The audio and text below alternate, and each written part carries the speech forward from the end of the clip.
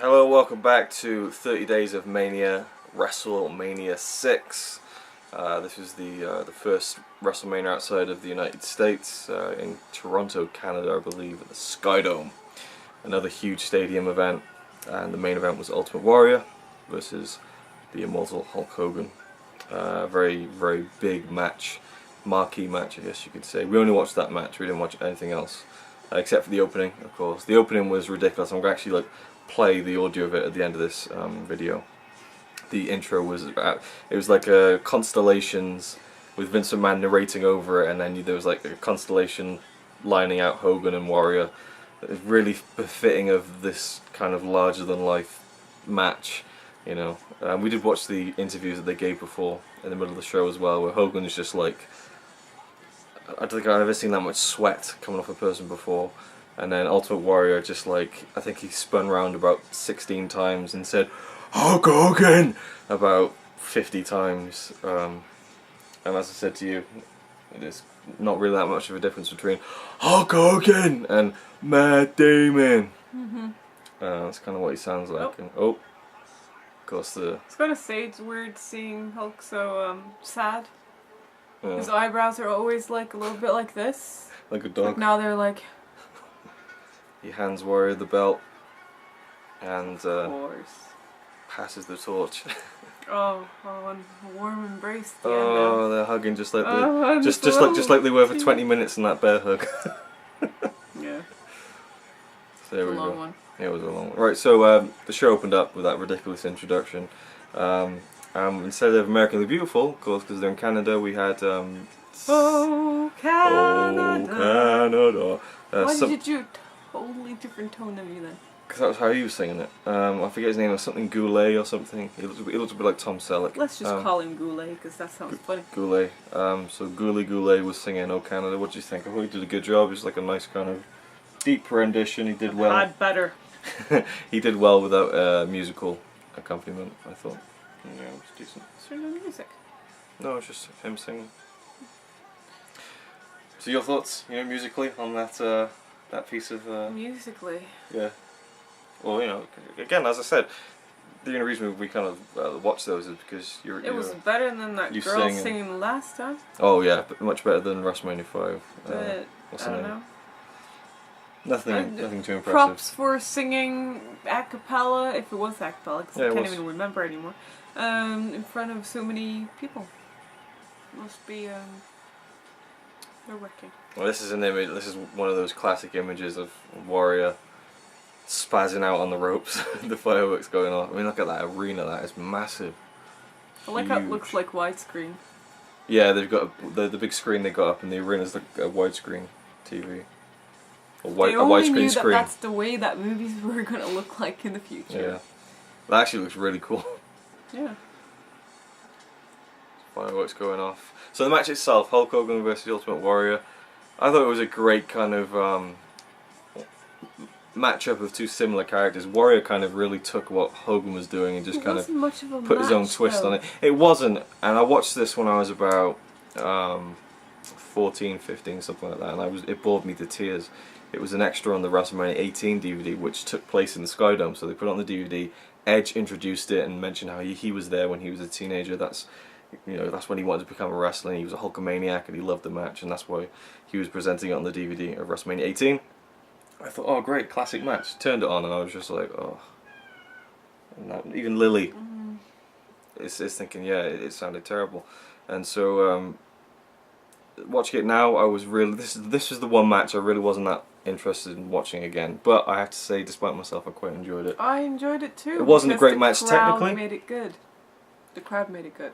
Yeah, the crowd was so into it, and that's what, they did their job. The crowd were into it every step of the way, and just both guys were so over. It was quite a huge collision of two really over superstars. Very larger than life personalities in the ring as well. I don't think it was perfect. Listen to this. The galaxies of space begin to appear. Images of strange and powerful forces. But of all the forces in the universe, the two most powerful, Hulk Hogan and the Ultimate Warrior, prepare to explode. Champion versus champion. McMahon. For title. It's the ultimate challenge. It's WrestleMania. You're fired. It's the ultimate challenge. It's WrestleMania. Yeah, Vince. They've improved on the entrance as well. It looks very shiny now. Oh yeah, we've got the stars and the glittering, shiny logo and everything. Yeah. It almost looks HD. Almost. Looks anything but HD.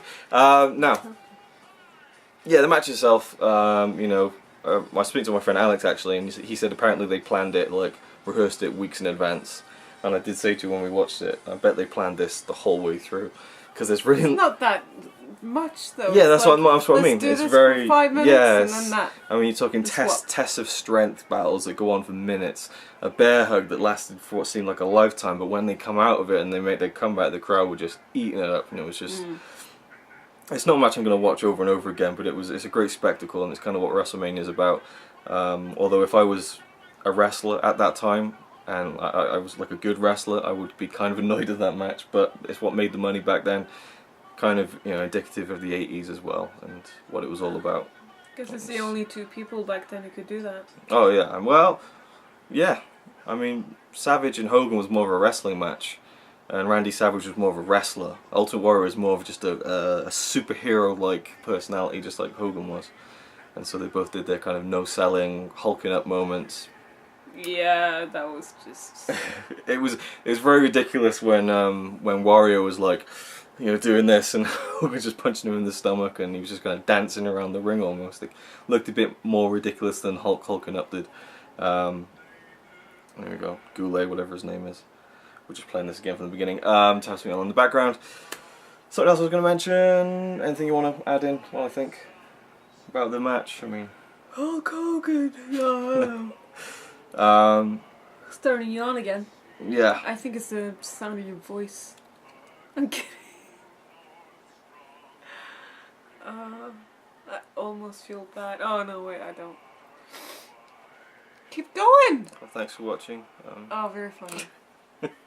Yawn again. At the end, they did the really cool sequence where Hogan gets his comeback, goes for the leg drop, misses the leg drop, and then Warrior hits his splash and beats him. And on the count of 3, just after the count of 3, Hogan kind of kicked out, and then he was like, oh no, it was like he just beat him, you know. And I love that about it, but it didn't quite mesh because earlier on, Warrior was going off the ropes, and he did a dive, just like for a diving clothesline. Hogan ducked.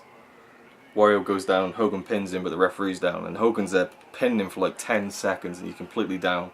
Same thing happens with Hogan, where Warrior picks him up for a simple backdrop, has him down for like 10 seconds, so it kind of didn't really make much sense for Hogan to kick out of the splash within, you know, just at the end of the 3 count. But I like that idea, and I like it when matches end like that, where it's kind of like... The whole match makes sense. Huh? Well, you just said it didn't make sense, really. Well, yeah, within that, in terms of them being worn down, they were both down for the 10 count for the other guy in the middle of the match. Being worn down, and at the it's end, not physically possible to hulk up.